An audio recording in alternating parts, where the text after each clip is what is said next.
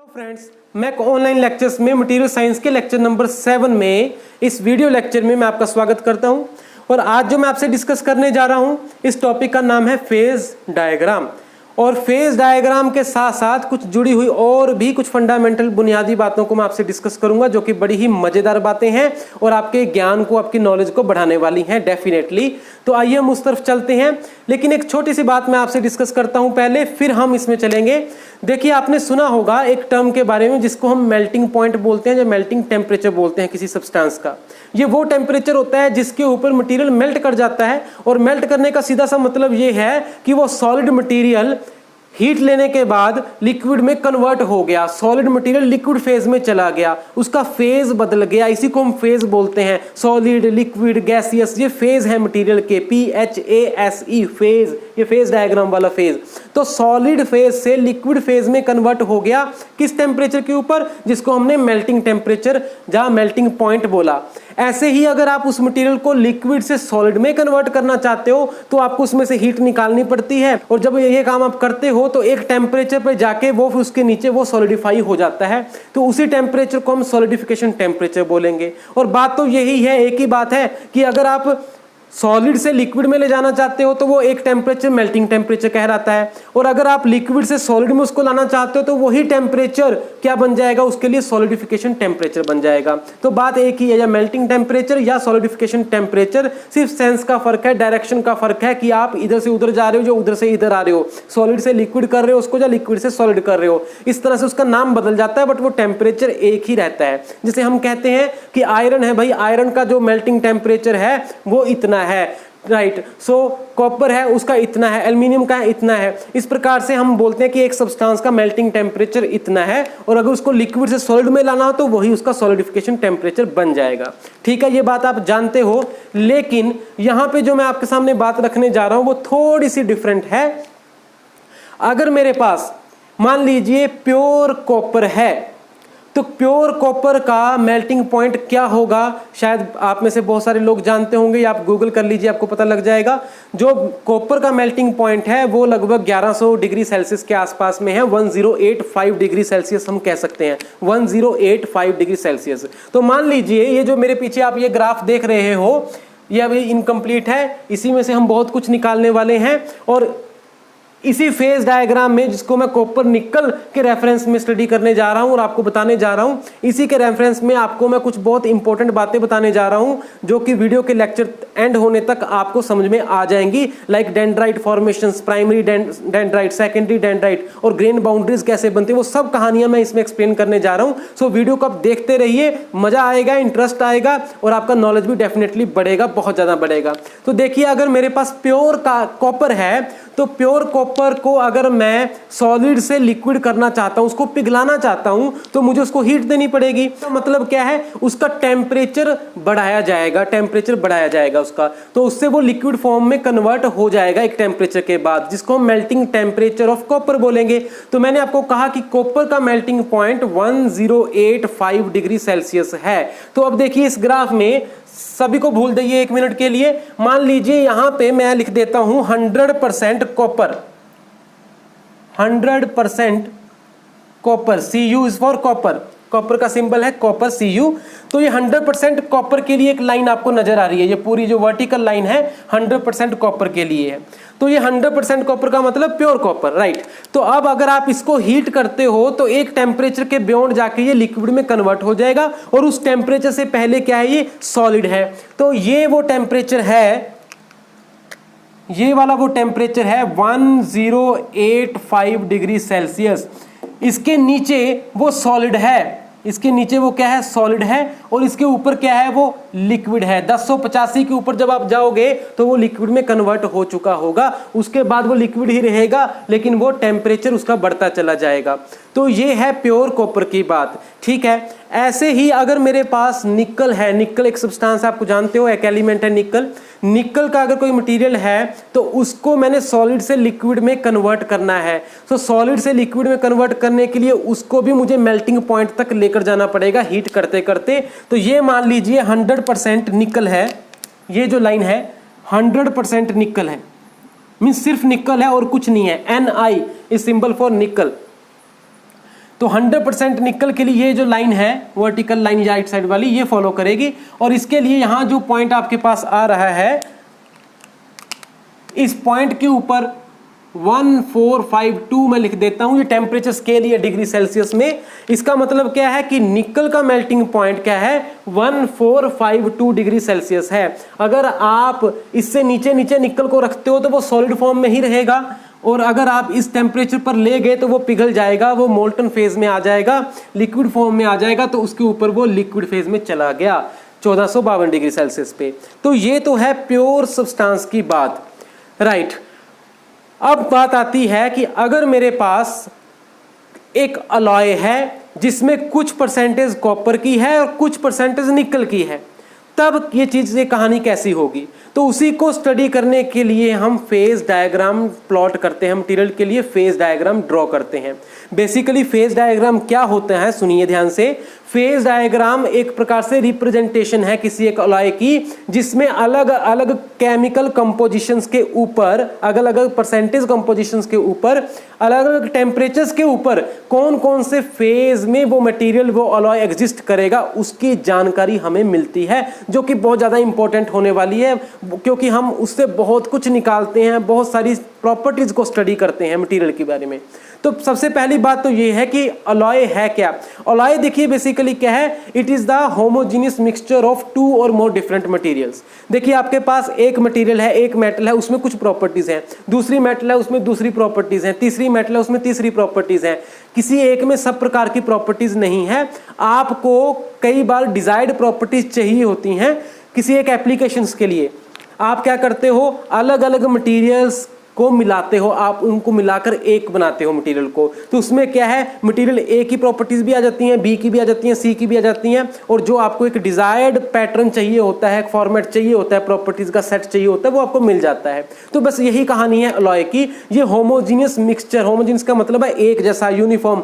Homogeneous mixture तैयार किया जाता है दो अलग अलग मेटल्स का, तीन अलग अलग मेटल्स का, तो वो जो बन के तैयार होता है उसको हम अलॉय बोलते हैं। यूजुअली अलॉय हम हायर स्ट्रेंथ के लिए तैयार करते हैं, मटेरियल की स्ट्रेंथ ज़्यादा हो या दूसरी प्रॉपर्टीज अच्छी हो मटेरियल के लिए। तो ठीक है, जैसे फॉर एग्जांपल आपके पास गैस टरबाइन का ब्लेड है, तो गैस टरबाइन के ब्लेड के लिए आप ऐसा मटेरियल चाहते हो जो कि हल्का भी हो, ज़्यादा भारी ना हो, और साथ में वो हाई टेम्परेचर्स को विदस्टैंड भी कर सके, तो आप उसमें अलॉयज यूज़ करते हो। और अगर आप गैस टरबाइन के अलॉयज की हिस्ट्री जानना चाहते हो तो आपको गूगल पे बहुत कुछ मिल जाएगा, लिटरेचर में देखिए 1950, 60, 70 के दशक से लेके अब 2020 तक के टाइम में, इतने टाइम में किस प्रकार से उसमें इंप्रूवमेंट्स होती चली गई, और हम कहां से किस दौर तक आ चुके हैं गैस टरबाइन ब्लेड मटेरियल्स के में ही। तो इस प्रकार से आप समझ सकते हो। सो यहाँ पे अलॉयज में अगर हम बात करें तो अलॉयज के लिए एक टेम्परेचर नहीं है उसके मेल्ट होने का या सॉलिडिफाई होने का। देखिए ये बड़ी जबरदस्त बात है। जिस प्रकार से एक प्योर कॉपर की हमने बात की, प्योर निकल की हमने बात की, या कुछ भी ले लीजिए, एल्युमिनियम ले लीजिए, गोल्ड ले लीजिए, सिल्वर ले लीजिए, स्टील, आयरन, कुछ भी लीजिए, तो उसका एक मेल्टिंग पॉइंट है। उस एक टेम्परेचर के ऊपर वो लिक्विड है, उस एक टेम्परेचर के नीचे वो सॉलिड है। लेकिन अलॉयज के केस में ऐसा नहीं है। अलॉयज के केस में एक कोई खास स्पेसिफिक टेम्परेचर नहीं है जिसके ऊपर हम कह सकें कि लिक्विड है, उसके नीचे सॉलिड, प्योर सॉलिड है, ऐसा नहीं है। यहाँ पे हमारे पास एक रेंज आती है, जी हाँ, एक स्पैन आता है, एक रेंज आती है टेम्परेचर की। उस टेम्परेचर रेंज में वो कन्वर्ट होता है एक फेज से दूसरे फेज में। जैसे अब इसको समझाने के लिए मैं कॉपर निकल फेज डायग्राम का ही रेफरेंस ले रहा हूं। इस डायग्राम को थोड़ा सा आप देख लीजिए, उसके बाद में मैं एक्सप्लेनेशन में चलूंगा। सबसे पहले एक लेमैन की तरह से एक्सप्लेन करूंगा, उसके बाद में टेक्निकलिटीज में जाएंगे। तो चलिए देखिए, मान लीजिए ये जो लाइन है ये प्योर कॉपर की लाइन है, 100% कॉपर है, इधर 100% निकल है। इसका मतलब क्या है कि यहाँ पे निकल कुछ भी नहीं था, 0% निकल है, और यहाँ पे 100% निकल का मतलब है यहाँ पे कॉपर कुछ नहीं है। तो इस डायरेक्शन में क्या हो रहा है, परसेंटेज ऑफ निकल बढ़ रही है, परसेंटेज ऑफ निकल। तो मैंने परसेंटेज ऑफ निकल लिखा है, इसका मतलब है निकल की परसेंटेज ऐसे ऐसे करके बढ़ रही है। यहाँ पे 100% कॉपर का मतलब है 0% निकल, निकल कुछ भी नहीं है। और ये अब मैं अलॉय की बात कर रहा हूँ, ये अलॉय के लिए बीच का सारा रीजन अलॉय के लिए ही है। तो 0% निकल और इधर निकल बढ़ना शुरू हो गया, यहाँ पे 100% निकल। इससे पहले 99% निकल, 1% अभी भी कॉपर है। तो बीच के जितनी भी स्टेजेस हैं वो सब अलॉयज ही हैं, क्योंकि अलॉयज में एक से ज़्यादा आपके पास मेटल्स रहते हैं, कॉपर है, निकल है, दोनों कुछ ना कुछ परसेंटेज में है, चाहे 50-50 है, 60-40 है, 90-10 है, जो कुछ भी है। सो यहाँ का बीच का सारे रीजन अलॉयज का ही है। मान लीजिए मेरे पास कोई एक कंपोजिशन का अलॉय है, वो कौन सा है, सपोज 25-75%, ये हम रेफरेंस के लिए मान लेते हैं, और वो यहाँ कहीं लाई करेगा। देखिए ये 100% कॉपर है, तो यहाँ पर लगभग यहाँ पर 75% कॉपर रह जाएगा, 25% चला जाएगा निकल। तो 75-25 का एक रेफरेंस हम मान लेते हैं समझने के लिए। एग्जैक्ट वैल्यूज मेरे पास यहाँ पे नहीं है, ठीक है, हम सिर्फ समझने के लिए कर रहे हैं। तो 75-25 का मतलब मैंने ले लिया कि 75% कॉपर है इस पॉइंट पे, 25% निकल है। तो अगर मेरे पास एक ऐसा अलॉय है कॉपर और निकल का जिसमें 75% 75% जो है वो कॉपर है, 25% निकल है, तो उसको अगर मैंने स्टडी करना है, उसके फेजेस को स्टडी करना है, तो मैं सबसे पहले वो पॉइंट लोकेट करूंगा इस ग्राफ के ऊपर। तो ये रहा वो पॉइंट 75 और 25% कंपोजिशन वाला। अब यहां से आप क्या कीजिए, एक लाइन ड्रॉ कीजिए, एक वर्टिकल लाइन इस पॉइंट से हम ड्रॉ करते हैं ग्राफ के ऊपर इस तरह से। तो आपके पास ये दो लाइंस इस ग्राफ में हैं, ऊपर वाली और नीचे वाली ब्लू कलर में, इन दोनों को ये टच कर रहा है, देखिए कट कर रहा है। यहाँ पे ध्यान दीजिए, ये जो ऊपर वाली लाइन है, इसके ऊपर का जो रीजन है वो सारा लिक्विड रीजन है, सारा का सारा क्या है, वो लिक्विड रीजन, लिक्विड रीजन। और इस लाइन के बॉटम लाइन के जो नीचे का रीजन है, नीचे वाली लाइन के नीचे का रीजन, ये सारा सॉलिड रीजन है, सॉलिड फेज को बताता है, रिप्रेजेंट करता है।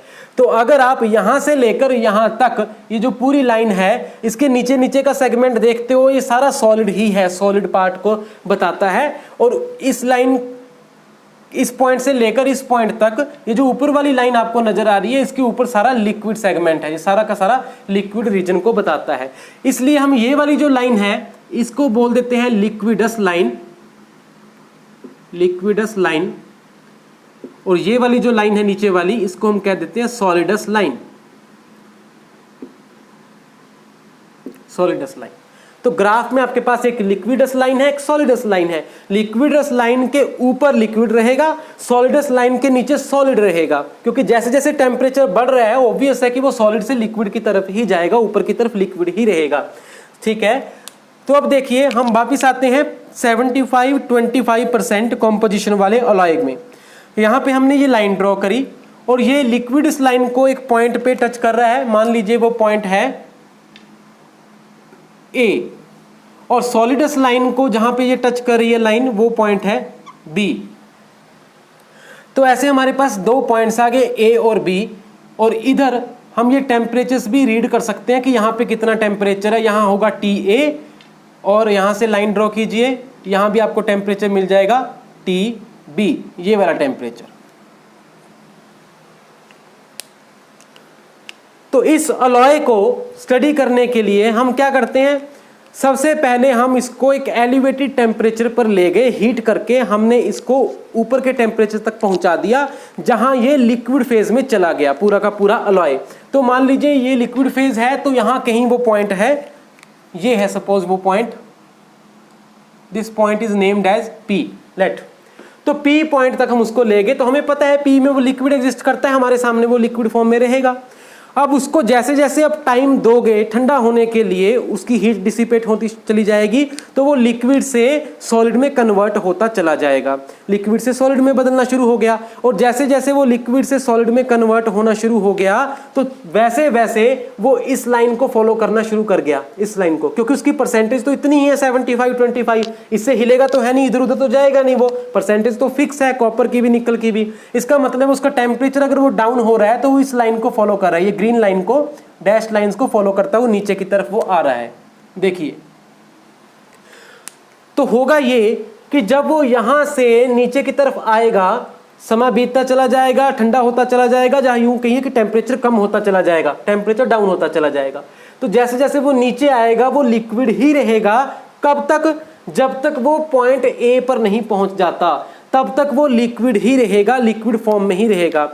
और जब वो ए पॉइंट पर आ गया उसके बाद क्या होगा, वो एकदम से सॉलिड में कन्वर्ट हो जाएगा, ऐसा नहीं होगा। ऐसा किस केस में होता है, अगर वो प्योर सब्सटेंस है, जैसे मान लीजिए ये आपके पास 100% कॉपर था, तो जैसे ही वो ऊपर से नीचे आता 1085 क्रॉस होते ही वो सॉलिड में कन्वर्ट हो जाता, सॉलिडिफिकेशन टेम्परेचर है वो। ऐसे ही निकल के केस में 1452 क्रॉस करते ही वो सॉलिड हो जाता। लेकिन अलॉयज में ऐसा नहीं होता। अलॉयज में कभी भी ये जो सॉलिडिफिकेशन है वो इंस्टेंटेनियस नहीं होती। ये बात यहां पे आप याद रखिए। अलॉयज में जो आपके पास सॉलिडिफिकेशन हो रही है वो इन जनरल में बात कर रहा हूं, कभी भी नहीं कह सकते हम इन जनरल, अभी हम यूज करेंगे word in general. In general alloys में जो सॉलिडिफिकेशन हो रही है वो इंस्टेंटेनियस नहीं है। खास करके कॉपर निकल फेज डायग्राम की अगर मैं बात कर रहा हूं, सिर्फ कॉपर निकल अलॉय की, तो कॉपर निकल अलॉय में कभी भी जो सॉलिडिफिकेशन है वो इंस्टेंटेनियस नहीं है। इसमें तो आप 100% कह सकते हो। क्यों? क्योंकि आपके सामने है, यहां इस लाइन को छोड़ दीजिए, यहां इस लाइन को छोड़ दीजिए, क्योंकि वो अलॉय थे ही नहीं। इन दोनों को छोड़ के जो बीच का रीजन है वो अलॉय का रीजन है। उस सब में आपके पास देखिए ये स्पैन मिलेगा, ये वाला स्पैन मिलेगा एक, चाहे वो कम है चाहे वो ज्यादा है, लेकिन स्पैन आपको ये मिलेगा, रीजन मिलेगा। इसका रीजन का मतलब क्या है कि जब वो लिक्विड से इस प्रकार से टेम्परेचर कम होता होता नीचे आया तो यहां पहुंच गया, और इसके बाद फिर वो सॉलिड में कन्वर्ट होना शुरू हुआ। ए के बाद वो सॉलिड में कन्वर्ट होना शुरू हुआ। सो हम ये कह सकते हैं कि पॉइंट ए 100% लिक्विड के एग्जिस्ट करने की लास्ट स्टेज थी। मैं दोबारा बोल रहा हूं, पॉइंट ए जो स्टेज है वो क्या है, 100% लिक्विड फॉर्म के फेज के एग्जिस्ट करने की लास्ट स्टेज थी। इसके बाद लिक्विड कन्वर्ट होना शुरू हो जाएगा सॉलिड फेज में, 100% लिक्विड नहीं रहेगा। अब जैसे जैसे आप नीचे आओगे टाइम बीतता चला जाएगा और ठंडा होता चला जाएगा, टेम्परेचर और कम होता चला जाएगा, तो सॉलिड बढ़ना शुरू हो जाएगा मटेरियल में और लिक्विड कम होना शुरू हो जाएगा। लेकिन लिक्विड और सॉलिड दोनों ही रहेंगे, लिक्विड भी रहेगा प्लस सॉलिड भी रहेगा। इस रीजन के अंदर अंदर ये जो बोट लाइक रीजन आपको नजर आ रहा है, इस रीजन में लिक्विड प्लस सॉलिड दोनों ही रहेंगे। यहां पर 100% लिक्विड है, आई डू एग्री, बट इसके बाद लिक्विड कम होना शुरू हो जाएगा, सॉलिड में कन्वर्ट होना शुरू हो जाएगा, सॉलिडिफाई होना शुरू हो जाएगा। सो सॉलिड बढ़ना शुरू हो गया, लिक्विड कम होना शुरू हो गया। इसमें यह बात नहीं है कि कॉपर सॉलिडिफाई हो रहा है या निकल सॉलिडिफाई हो रहा है, ऐसा नहीं है। मैं अलॉय की बात कर रहा हूं, वो तो एक होमोजेनियस मिक्सचर है, ठीक है। तो वो पूरा का पूरा अलॉय की हम बात कर रहे हैं, वो सॉलिडिफाई होना शुरू हो गया। तो कुछ लिक्विड भी है कुछ सॉलिड भी है। जैसे जैसे आप नीचे उतरोगे ग्राफ में, नीचे की तरफ आओगे, क्या होगा, लिक्विड कम होता चला जाएगा, सॉलिड बढ़ता चला जाएगा। यहां पे 100% लिक्विड 0% सॉलिड, यहां पर पहुंचते पहुंचते 100% सॉलिड हो जाएगा और आपके पास लिक्विड जो है वो खत्म हो जाएगा, लिक्विड जीरो हो जाएगा। यहां पे आपको लिक्विड की कोई भी ड्रॉप बाकी नहीं मिलेगी। तो ये जो रीजन है ए टू बी, इसमें लिक्विड भी था सॉलिड भी था। लिक्विड धीरे धीरे कम होता चला गया, सॉलिड बढ़ता चला गया टेम्परेचर कम होने के साथ साथ। तो ये एक दलदल जैसी स्थिति है, दलदल, इसीलिए इसको बोलते हैं मशी जोन। ये जो बीच का पूरा रीजन है, दिस इज नोन एज मशी जोन, MUSHY, मशी रीजन और जोन, जिसमें लिक्विड और सॉलिड की कॉम्बिनेशन है। तो जब आप बी पर पहुंच गए तो उसके बाद क्या हुआ, 100% वो सॉलिड में कन्वर्ट हो चुका है। अब टेम्परेचर ही उसका कम होगा लेकिन रहेगा वो सॉलिड ही। तो जैसे जैसे और नीचे आओगे it will remain in solid but temperature कम होता चला जाएगा। सो ये एक सिंपल सा फेज डायग्राम है, कॉपर निकल फेज डायग्राम, जिसमें आपको सॉलिडिफिकेशन एक लेमैन की भाषा में आपको समझ में आ गई कि कैसे सॉलिडिफाई हो रहा है लिक्विड से सॉलिड फॉर्म में। यहां एक बात आप याद कर लीजिए कि 100% निकल था, 100% कॉपर था, 100% एल्यूमिनियम है, गोल्ड है, कुछ भी है, वो इंस्टेंटेनियसली लिक्विड से सॉलिड में कन्वर्ट होता है, सॉलिड से लिक्विड में कन्वर्ट होता है। उसके लिए एक मेल्टिंग पॉइंट है, एक सॉलिडिफिकेशन टेम्परेचर है। लेकिन ये जो अलॉय है, अलॉय के केस में आपके पास क्या है, एक रीजन है, एक स्पैन है, जिसमें आपका टेम्परेचर TA से TB तक वेरी कर रहा है और इसमें वो सॉलिड से लिक्विड में जा रहा है या लिक्विड से सॉलिड में जा रहा है। तो किसी एक इंस्टेंटेनियस मूवमेंट पे, किसी एक इंस्टेंटेनियस टेम्परेचर के ऊपर वो चेंज कर रहा है अपना फेज, ऐसा नहीं। ये एक टाइम डोमेन में, एक टेम्परेचर रेंज में अपना फेज चेंज कर रहा है इन केस ऑफ अलॉय। तो ये बात आप याद रखिए। और अब चलिए हम थोड़ी सी इसकी टेक्निकल डिस्कशन में चलते हैं, जो कि ज्यादा इंपॉर्टेंट है हमारे लिए, क्योंकि हम we are after all technical people. So देखिए अब हम आपको समझाता हूं कि ये सॉलिडिफिकेशन का ये जो प्रोसेस है ये आखिरकार हो कैसे रहा है। देखिए सबसे पहले ध्यान दीजिए, ये जो लिक्विड था आपके पास ये वाला, मतलब 75-25% का जो कॉम्बिनेशन है, जिसको आपने हीट अप किया, ऊपर के टेम्परेचर पे ले गए जहां वो लिक्विड बन गया, तो मोल्टन फॉर्म में है, वो गर्म है, मोल्टन फॉर्म में है, 1000 के ऊपर उसका टेम्परेचर जा चुका है। तो उसको आप कहीं ना कहीं तो कंटेन करोगे, किसी ना किसी कंटेनर में तो रखोगे, तभी तो वो सॉलिडिफाई होगा। लिक्विड को इस प्रकार से हवा में तो नहीं रखा जाएगा। तो जिस भी कंटेनर में उसको आप रखोगे, मान लीजिए लेट अस सी ये वो कंटेनर है और इसमें आपने वो मोल्टन का मतलब है पिघला हुआ, जो मेल्ट है, मोल्टन अलॉय इसमें आपने डाल दिया। ये जो पी पॉइंट पे आप पहुंचे थे, उस अलॉय को, पिघले हुए अलॉय को आपने इसमें डाल दिया। देखिए पी पॉइंट पे अब जैसे जैसे उसका टेम्परेचर कम होना शुरू होगा, टेम्परेचर कम होता चला जाएगा टाइम के साथ साथ, और जब वो ए पॉइंट पे पहुंचेगा तो ए पॉइंट पे उसने लिक्विडस लाइन को टच कर लिया। अब इसके बाद क्या होगा, मशी जोन शुरू हो गई। इसका मतलब क्या है, लिक्विड सॉलिड में कन्वर्ट होना शुरू हो गया। वो होता कैसे है, वो जो पीछे का बैकग्राउंड का फिनोमिना है, अब मैं उसके ऊपर लाइट थ्रो करने जा रहा हूं। देखिए basically this is related to the dendrite formation within the material. और यहाँ पे जो सबसे पहले डेंड्राइट फॉर्म होते हैं उनको हम बोलते हैं प्राइमरी डेंड्राइट्स। ये डेंड्राइट्स क्या हैं, देखिए ये जो मटेरियल आपने इसके अंदर डाला है, मोल्टन फॉर्म में अलॉय डाला है, इसका टेम्परेचर बहुत ज़्यादा है, 1200, 1300, 1400 डिग्री है, 1000 से ऊपर है। और ये जो कंटेनर है जिसमें आपने डाला है, कंटेनर का टेम्परेचर तो कम है, ये तो रूम टेम्परेचर होगा। तो कंटेनर का टेम्परेचर बहुत कम था जिसमें आपने मोल्टन मेटल को डाल दिया।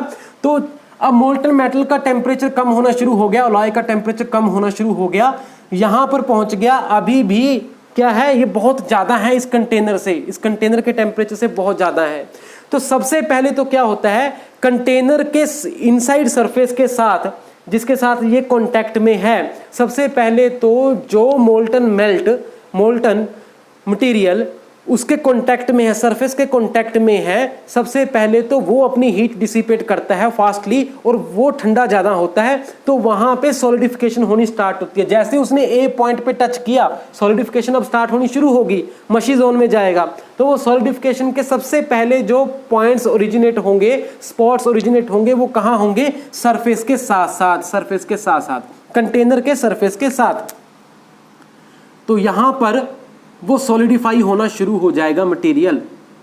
ये देखिए कंटेनर की दीवार के साथ साथ जो मोल्टन मटेरियल लगा हुआ है, सबसे पहले वो अपनी हीट लूज करके ठंडा होके सॉलिडिफिकेशन में जाना शुरू करेगा, सॉलिडिफाई होना शुरू होएगा। और इस प्रकार से एक डेंड्राइट फॉर्मेशन हम कहते हैं कि हो गई, जिसका नाम है प्राइमरी डेंड्राइट्स। प्राइमरी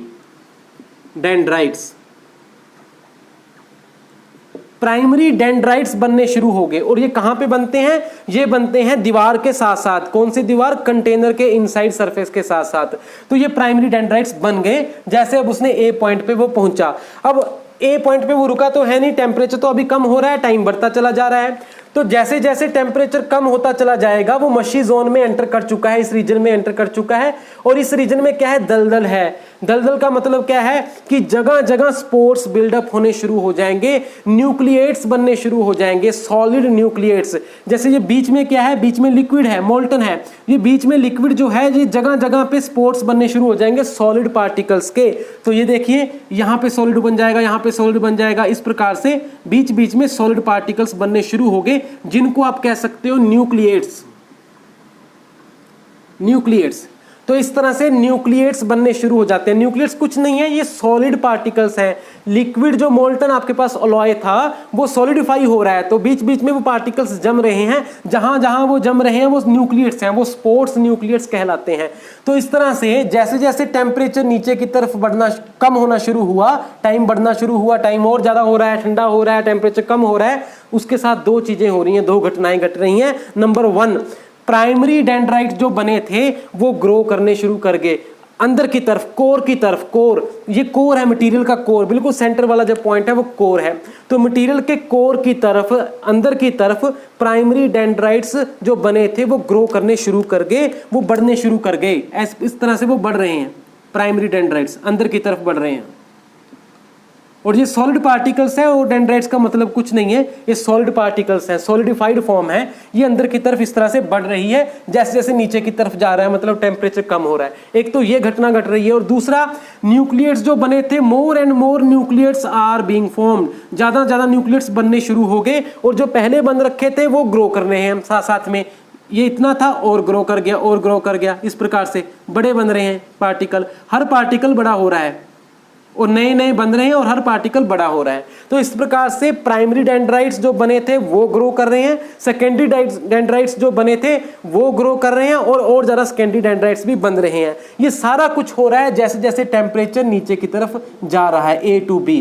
और जब वो B पर पहुंच गया तब मैंने आपको पहले बताया कि मशी जोन का वो एक्सट्रीम पॉइंट है सॉलिडस लाइन के ऊपर, सॉलिडस लाइन के ऊपर। इसका मतलब वहां पे 100% सॉलिड फॉर्म में अलॉय एग्जिस्ट करेगा, लिक्विड सारा डिसअपियर हो चुका है, जा चुका है, तो लिक्विड की कोई भी ड्रॉप बाकी नहीं है। इसका मतलब क्या है, बीच बीच में जो लिक्विड था वो सब खत्म हो गया। वो क्या खत्म कैसे हुआ, प्राइमरी डेंड्राइट्स जो बढ़ते चले जा रहे हैं अंदर की तरफ, सेकेंडरी डेंड्राइट्स जो बढ़ते चले जा रहे हैं बाहर की तरफ, तो सेकेंडरी डेंड्राइट्स और प्राइमरी डेंड्राइट्स आपस में मिल जाते हैं, मर्ज कर जाते हैं। और जिस मूवमेंट पे सारे प्राइमरी डेंड्राइट्स सारे सेकेंडरी डेंड्राइट्स मर्ज कर गए और कोई लिक्विड बूंद बाकी नहीं बची, वही ये पॉइंट बी है। सो बी पॉइंट क्या है, सॉलिडस लाइन का जो पॉइंट बी है वो क्या है, ये वो पॉइंट है जहां पे सारे न्यूक्लिएट्स, प्राइमरी डेंड्राइट्स और सेकेंडरी डेंड्राइट्स के न्यूक्लिएट्स वो सारे के सारे आपस में मर्ज कर चुके हैं कंप्लीटली और लिक्विड आपके पास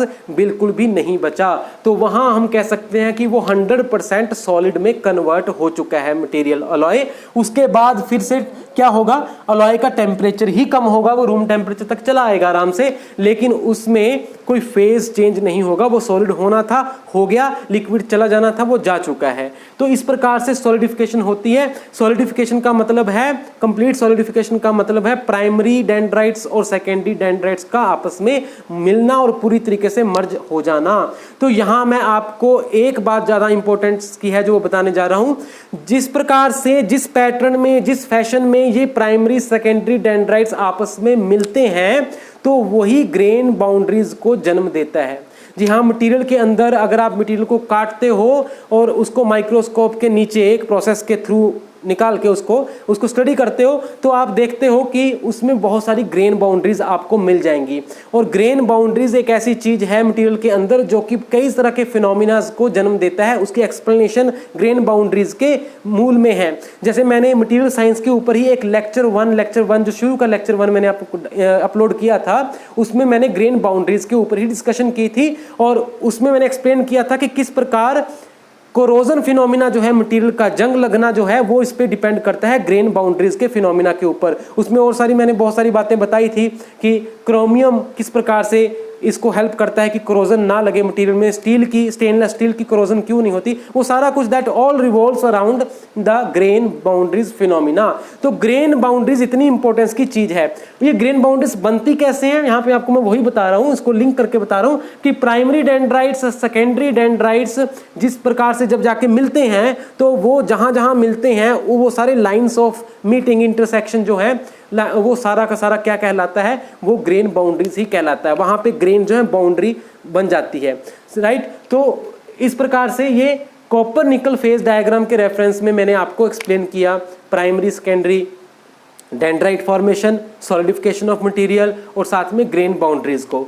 तो यहाँ पे ये आप याद रखिए इन सब बातों को। और इसमें कॉपर निकल का जो फेज डायग्राम है, इसी के रेफरेंस में मैं आगे जो नेक्स्ट वीडियो अपलोड करने जा रहा हूं, उसमें मैं आपको लीवर रूल, टाई लाइन वगैरह के बारे में बताने जा रहा हूं, जो कि काफ़ी ज़्यादा इंपॉर्टेंट है क्योंकि उसके रिलेटेड कुछ न्यूमेरिकल प्रॉब्लम्स भी रहती हैं जो एग्जाम्स में आ जाती हैं, कॉम्पिटिशन्स में आ जाती हैं, और उनको जाने बिना इसकी स्टडी भी इनकम्प्लीट ही है। तो जो नेक्स्ट लेक्चर में लेक्चर नंबर 8 अपलोड करने जा रहा हूँ, वो भी इसी का ही सेकंड पार्ट होगा। उसमें मैं टाई लाइन, लीवर रूल उस सबको एक्सप्लेन करने जा रहा हूँ। कुछ जो रिलेटेड वीडियोज़ हैं जिनका मैंने रेफरेंस इस वीडियो में यूज़ किया, इस लेक्चर में यूज़ किया है, जैसे अभी मैंने आपको बताया कि लेक्चर नंबर 1 जो मैंने अपलोड किया था ग्रेन बाउंड्रीज के ऊपर, ऐसे जो लिंक्स हैं, रिलेटेड लिंक्स, वो मैं इस वीडियो के, इस लेक्चर के डिस्क्रिप्शन बॉक्स में नीचे आपको प्रोवाइड कर रहा हूँ। आप उसमें डिस्क्रिप्शन बॉक्स में जाकर देख लीजिए उन वीडियोज़ को। So thank you very much, have a nice time.